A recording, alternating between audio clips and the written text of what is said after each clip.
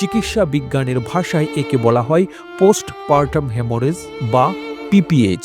এর চিকিৎসা পদ্ধতি ছিল বেশ ব্যয়বহুল। অনেক ক্ষেত্রে দেখা যেত মায়েরা সন্তান জন্মদানের সময় মারা যেত। মৃত মায়ের সন্তানরাও বেশি দিন বাঁচত না। কখনো কখনো মাকে বাঁচাতে কেটে ফেলতে হতো জরায়ু। তিনি আর কখনো মা হতে পারতেন না। ২০০০ সালে ডাক্তার সায়েবা যখন ঢাকা মেডিকেল কলেজ হাসপাতালের গাইনি বিভাগের অধ্যাপক, তখন ভাবতেন কি করা যায়। রক্তপাত বন্ধের প্রধান উপায় হলো চাপ দেওয়া। কোনোভাবে জরায়ুর ভেতরে কোনো কিছু দিয়ে চাপ দিলে রক্তপাত বন্ধ হয়ে যাবে।